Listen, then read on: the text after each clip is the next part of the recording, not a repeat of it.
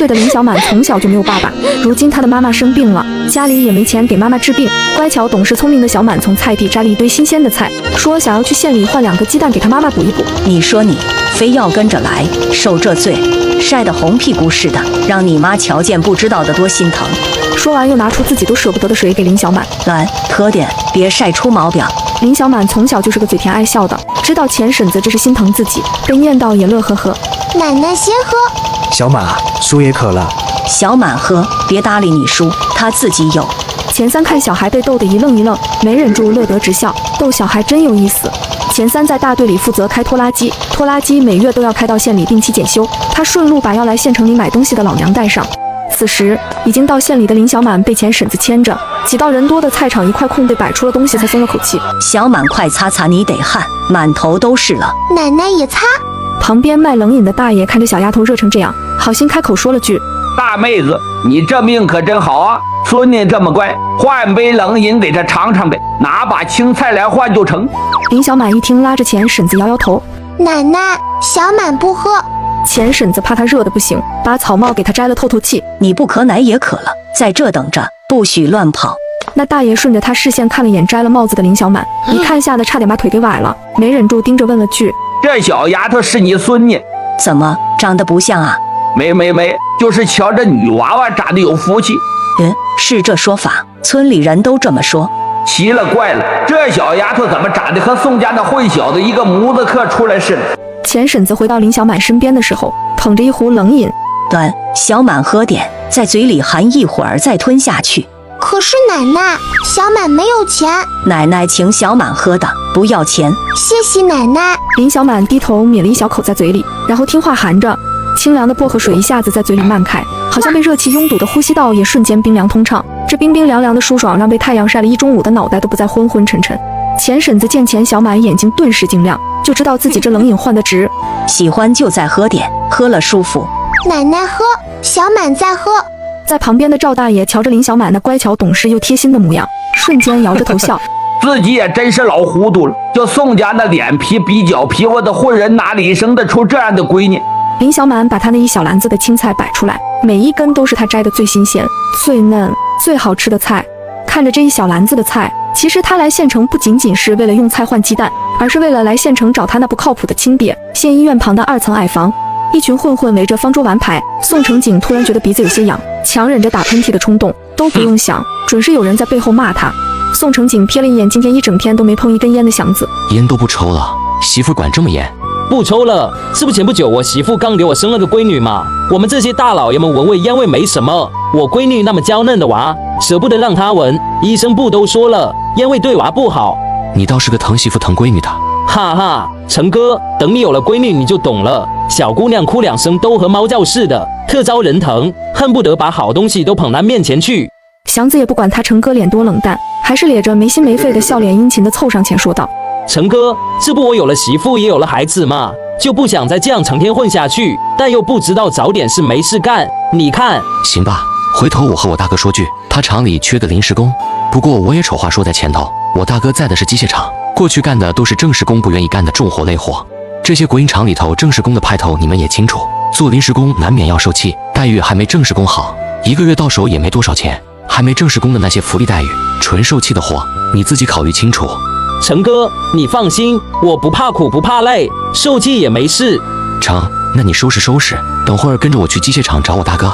刚刚还斗志昂扬的陈祥子一听这话还有点怂，这么快啊？陈哥，你说我买点什么给大哥比较好？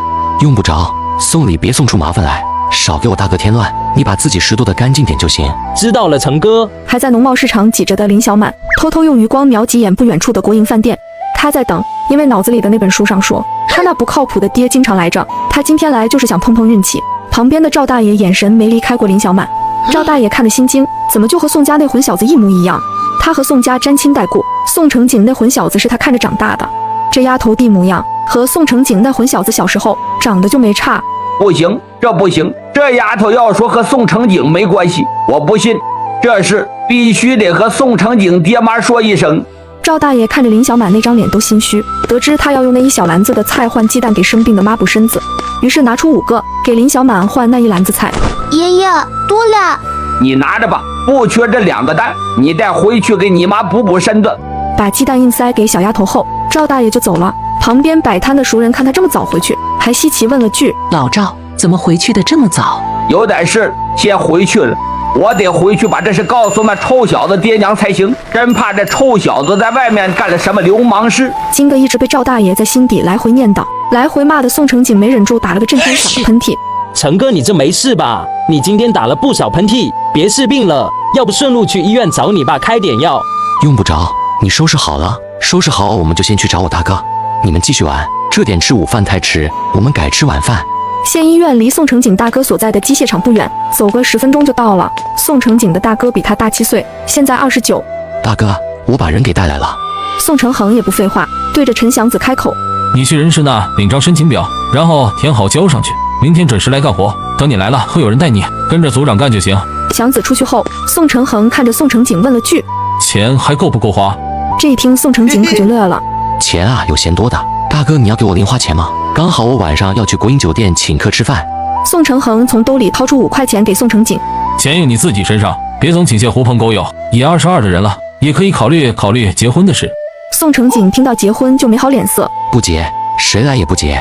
就和你提一句，脸色难看的活像跑了媳妇，不知道的还以为你被哪家姑娘伤得封心所爱了，提都不能提。”宋成恒看他冷着一张脸不吭声，不知道弟弟又犯什么毛病。这几年只要一提给他相看，他就平等的给所有人甩脸色。心态一极好的赵红梅女士在下午3点上完课，就从县小往家赶，还没走几步就瞧见不知道遇到什么事，急得原地打转的赵大爷：“六叔，你这着急忙慌的做什么？后头有谁撵你吗？”红梅呀，这是一时半会儿我都不知道怎么说，你要不跟着我去看一眼就知道了。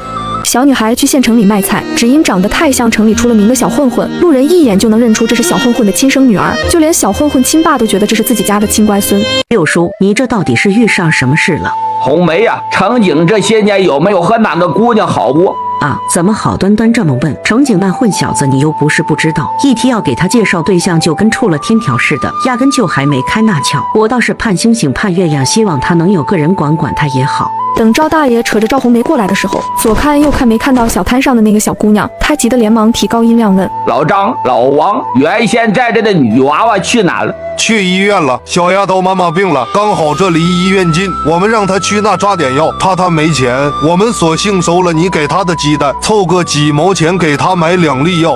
六叔，你拖着我来就是让我收人家小姑娘手里的鸡蛋啊？红梅呀，那个小丫头长得和你家老三一模一样，笑起来都一个样。可问题是，小姑娘是被她奶奶带着来城里的，迟一些她儿子还来接她回去。赵红梅一听，心下咯噔一声，觉得两眼发黑，突然想起来4年前一桩事。4年前有一天，她家程景一晚上没回来，那时候她才19，她这个做妈的怎么可能不担心？等了一晚上，等出一肚子火。结果他儿子第2天回来，衣服松松垮垮，脖子上还带着抓痕，而他张口说的就是我把人家姑娘睡了，吓得赵红梅差点当场撅过去。后来他拿了钱给他去买聘礼，他则开始忙活筹备婚事。回头一问他儿子人在哪，他儿子又是一副死样，说跑了。赵红梅觉得这混小子就是想从他这变着花样拿钱。现在想起这些事，赵红梅只恨自己记性好，居然还记得这些事，只觉得脑子突突突的疼。六叔，那小女娃瞧着几岁了？3岁，她自个儿说的。3岁，赵红梅现在都不知道该露出什么表情好了。县医院2把手宋成景亲爹此时低头看着几乎是自己儿子小时候翻版的小姑娘，他的脑子完全宕机。宋仁德看了好几眼，怎么那么像？确定这不是自己的幻觉。林小满蹙眉看着眼前的白大褂爷爷，他不懂这个医生爷爷为什么要一直盯着他。他现在很失落，很难过，因为他在国营饭店门口等了好久，都没等到传说中和他长得很像的爸爸。回过神的宋仁德面上不动声色。我看孩子有点营养不良，脸又格外红，怕他中暑，所以多看了几眼。林小满的妈林静未婚先孕回村里，丢了整个村子的脸，险些被他爸打死。问他那男人是谁，他不吭一声。林静的爸又是那种把面子看得比命重的，恨不得林静去死，闹得可比外人凶。总之一通闹后，林静的外公一家看不下去，把林静接到他们村子，也就是现在林小满他们住的向阳公社前进大队第3生产队。林静也是倔，又苦又穷也不吭一声，大着肚子还下地干活，就连生林小满都不知道是什么时候发动，他愣是咬咬牙自己给生下来，受了多少罪也不知道。林静的外婆在林小满出生第2天，还拎着一篮子鸡蛋上门，跟着钱婶子2个人不停念叨林静。林静死活不肯要。就算你自己吃得了这苦，但总得为你的娃考虑考虑。好说歹说，林静盯着哭声没比猫叫响多少小崽子，还是软了态度，尴尬僵硬羞愧地收下外婆塞给他的2块钱。知道他性子要强，外婆也没多说其他，只是他怀里还晕哭的孩子，一边问林静：孩子名字取了没？林静抱着孩子，一向平静无波的眼神里带着掩藏不住的温柔。取了，叫小满，林小满。林小满出生的时候正好是5月小满，林静觉得好听，就给他取了这名。有这个孩子，受再多苦，林静都不后悔。听了宋仁德的解释，钱婶子戒备心减了不少。一个叫王医生的进来，打破了这尴尬的局面。老宋，王医生看到了林小满那张几乎和宋承景一个模子刻出来的脸，也被震惊到了。老宋，这……宋仁德立刻冲他咳了2声。老王也知道分寸，没有说出什么不该说的话。林小满盯着宋仁德，没有觉得紧张害怕，反而眨巴了一下眼睛，看着这个戴着眼镜、面目和善的医生爷爷。他不想妈妈一直生病，也不想妈妈早早死掉。医生爷爷，我想给我妈妈买药。说完，他摊开手，手里躺着的几张被摊平，有些褶皱的3毛2分。宋仁德瞧着这和自己小儿子长得几乎一模一样的小女孩，心都软了大半。你爸爸呢？他怎么没来给妈妈买药？林小满听见爸爸这2个字，委屈地说：妈妈说小满没有爸爸。没有爸爸，这怎么长得和我那个臭小子一个模子刻出来的？等等，他说他叫什么？小满，叫小满。小满是5月20左右，这小孩瞧着也就3、4岁的样。宋仁德可还记得4年前他儿子被人堵着闹的那通事，说他耍了流氓。算时间，老三和他们说这事的时候不就是4年前8月份？掐一掐，不仅年龄，就连月份都对上了。宋仁德整个身体都在抖，再看林小满时的眼里那疼惜怜爱都快溢出。这么可爱、乖巧、懂事的孩子，明眼人一看就知道是他亲孙孙啊！老宋啊，我知道你激动，但你先别激动。如果不是有老王在旁边按着，宋仁德说不准已经激动的当场失态。老宋，冷静，冷静。虽然他们动静不大，但还是让钱婶子眉头也越皱越深，已经把这县医院看成了虎狼窝。我们这副院长心软，每次在医院看见小孩不舒服，就总会多问2句。这会儿估摸着也是看到你家这孩子不舒服，一下子着急了。副院长一听这名头，钱婶子就吓得缩回去大半。这是给他们碰上好心的大人物了。小满是小满对吧？你和爷爷说说，你妈妈生了什么病？林小满只知道他妈妈病了，但要他说又说不出个所以然。他转头看向一旁的钱婶子，其实也没什么，就是人一直烧了半个月，原先还烧的没什么，只是有点咳嗽，脸有点红，后来这2天烧的直起不了身，在床上躺着，人都烧得稀里糊涂的。小静这孩子当初生小满的时候伤到了身子，又没休养好，身子骨一直不好。前段时间不是下了大雨，小静又要一个人养孩子，转工分的时候泡了水就病了。他说这些话的时候都没注意到，王医生看向宋仁德那眼神都逐渐带上了谴责。宋仁德也面露尴尬，如果这小娃娃真是他老宋家的种，那他们罪过可就大了。没事，不是大毛病，先吃一点药，如果吃完药还没好，再来找爷爷就是了。这样吧，我带着你们先去开2粒药，如果这烧能退下去，你们就给他补补；如果退不下去，就带着他来一趟，挂号复诊报我名字就行。钱婶子有些为难，毕竟这县医院的药他们这些在土里刨食的确实不敢随便开，就怕那账单付不起。还是一旁也是农村出生的王医生看得明白，不用担心，2粒退烧药估计2、3毛钱，小丫头手里的毛票子够用了。钱婶子听到这话，一颗心彻底落回实处，瞬间笑得比先前灿烂热情了好几分。那就好，那就好，真是给你们添麻烦了。不会，不是什么麻烦事。等钱婶子和林小满走了之后，宋仁德叫来自己同样在医院做临时工的外甥，你去机械厂叫宋承景那小子立刻给我滚到医院来。小女孩去县城卖菜给妈妈治病，可看病的医生觉得小丫头长得很像自己家混小子，这简直就是自己儿子的缩小版吗？张辉急急忙忙地来到宋承恒办公室，大表哥，小表哥人呢？没在机械厂吗？大舅说他在机械厂啊。小景去国营饭店吃饭呢，你这么着急忙慌，找他什么事？不是我找他，是大舅找他。我不对，严格来说是有小姑娘找上门了。宋承恒一愣，小姑娘找上门了？哥，我先走了，大舅还等着小表哥过去。张辉说完，急忙忙转头就跑，立马往国营饭店所在的位置冲。好好干，别给我丢脸，更别给我哥添麻烦。陈哥，你放心，我就这把力气还行，绝不给你丢脸，也不给宋副厂长添麻烦。等张辉到的时候，看到的就是他这个不靠谱的小表哥懒懒散散的在这吃香喝辣。哥，你还有心情在这吃呢？你这点怎么在这？不用上班，小心被我爸知道，直接让你收拾东西回家。哥，你快起来，出大事了！大舅让我来找你，你快跟我走。出什么事了？哥，你闺女找上门了。原本吵闹的国营饭店瞬间陷入了莫名的寂静，恰巧前后脚到国营饭店门口的宋承恒以及赵红梅齐齐顿住脚步。臭小子胡说八道什么？陈哥，你有闺女怎么都不和我们透露声？早说啊！早说我们一起凑一点钱给小姑娘送个小镯子。陈哥，你不地道，闺女都出来了，还把嫂子藏着不给我们见呢。话说能被陈哥你进武昌找，嫂子肯定是个大美人嘛。二狗子，你什么时候变文化人了？还会说4个字的词啊？听着他们插科打诨，急得张辉满脑袋汗，他小表哥还不当回事。哥，真没和你开玩笑，你赶紧跟着我走一趟。急什么？我这新买的衣服扯坏了，你赔啊？他倒是不急，但风风火火的赵红梅急得嘴角都快长燎泡。宋承景，让你赶紧起就抓紧起来，还在磨磨蹭蹭干什么？原本还在开玩笑的几人被这声吓一跳，这些个小混混二流子转头瞧见赵红梅女士，瞬间腿都开始发软。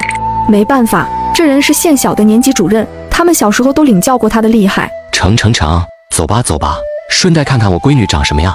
此刻宋仁德眼见他要抱着林小满走，便着急地说道：哎，同志，等等，你这要开回去后，这病人病历还没记，要麻烦你配合一下。钱婶子一听有些为难，要填什么啊？我不认字也写不来。这没事，就是登记一下病患基础信息，你说我来写就行，免得回头你们复诊或者遇到是来医院，我们不知道有这个人。好的，那就多谢宋医生了。钱婶子配合地留下了姓名、地址还有婚育情况。从医院出来后，钱婶子抱着睡的林小满直奔供销社。从供销社出来后，钱婶子抱着林小满，手上还拎着一大堆东西，朝着钱三在的那个地方走去的时候，刚好和往县医院走的宋承景擦肩而过。钱婶子看到他儿子的拖拉机时，立马冲着他在的位置跑去。爸，你怎么买了这么多东西？总共也没多少东西。他倒是睡得香。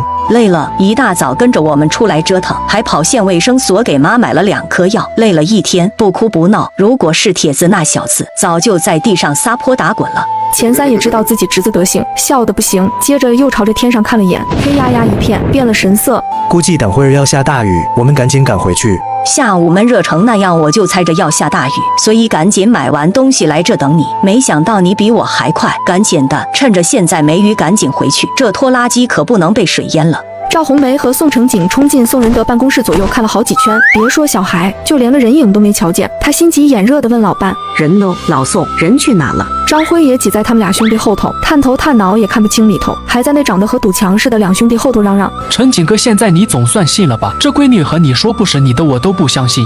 你今天吃雄心豹子胆了，一路念叨那个和我长得一模一样的小孩也就算了，到现在还瞎咧咧。说完又看向他那一脸便秘样的爸，没什么耐性地发问：爸，你让张辉把我喊来到底什么事？我最近可没惹什么事吧？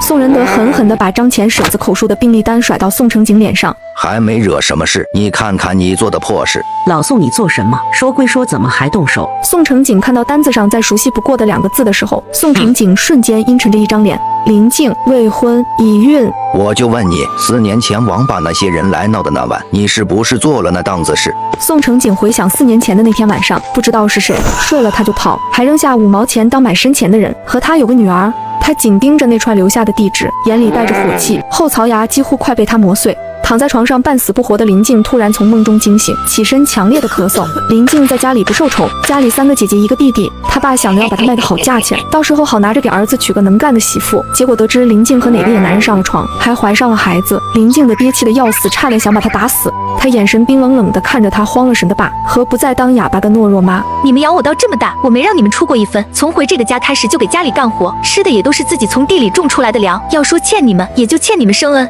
你们生养我，我也会在你们50之后养你们到老，但别的你们想都不要想。林静的奶奶指着林静破口大骂：果然和我们不是一个姓，就不是一条心。你个养不熟的，你个养不熟的白眼狼，不是自己带大的，果然养不熟。你个杀千刀的东西，我当初就应该直接把你淹死。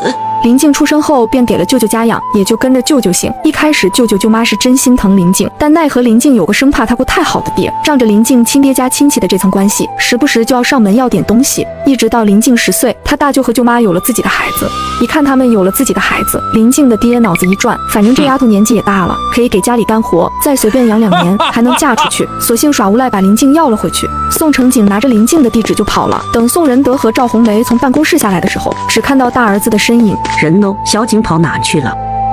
男人3年前被做局和一个陌生女子生了个可爱乖萌的女儿，如今男人得知自己有个和自己长得一模一样的女儿后，冒着暴雨也要找到这对母女。人呢？小景跑哪去了？下来找的时候他就没影了，估计是去找那女孩去了。小景这是和人家有一段，他和你说过没？他这招急忙慌翻墙翻楼梯赶过去是什么个意思？还能是什么意思？你什么时候见过你儿子这样？这要说不在乎，你信不信？这眼见着就要下大雨了，他能跑哪去啊？怪我，都怪我，我是个重感情的，没想到我生的一个个也都是痴情种。程恒是这样，程景也这样，不知道程旺那小子是不是也会这样？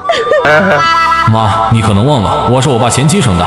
宋承恒还算冷静，看向宋仁德问：爸，你还记得病历上写的那个地址吗？南安县向阳公社前进大队第3生产队存溪头林家院。从县城去向阳公社远，他估计只能搭别人的拖拉机过去。我去检修拖拉机那看看。眼见爸妈俩都因为紧张眼巴巴地看着他，宋承恒又心软安慰：程景不是小孩，不会乱来，你们先别急，他身强体壮，出不来什么事。如果你们俩摔一跤，麻烦就大了。撑着点伞，路上经过百货楼就去买件雨衣。天黑还没找到宋承景，你就回来，别管他了，让他爱去哪去呢。我就应该忍忍，明明知道程景那脾气，怎么一着急就和他说了这事？等着第2天再和他说。你说这大晚上的，我就不该说。张辉，辛苦点，把你大舅大舅妈送回去，我去找程景。行，大表哥你放心，我肯定安全把大舅和大舅妈送到家。等宋承恒冒着雨身上被打湿了大半到拖拉机厂的时候，就看到宋承景扛着他从家里顺出来的自行车，自行车上还胡乱挂着一点东西，不知道家里什么东西被他顺走了。大哥，你怎么来这里了？宋承恒掏出2张大团结塞给宋承景：你到那边借生产队给家里打个电话，报个平安，不然我怕爸妈一晚上睡不着。好。钱婶子抱着林小满回到林静家的时候，睡得迷糊愣登的林静想起身，却被钱婶子的声音先一步拦下。别起了，等会儿又冻着。小满在拖拉机上睡一路，现在还有点迷糊。今天可真多亏了小满，我们才能到医院给你拿到药。等会儿我给你送点吃的，你将就吃点，再吃一点药，睡一晚上，出点汗，估计就能好。谢谢婶子了。钱婶子给林静喂了药便回去了。林静也是个知恩图报的，钱婶子对她好，她也力所能及的回报。妈妈吃。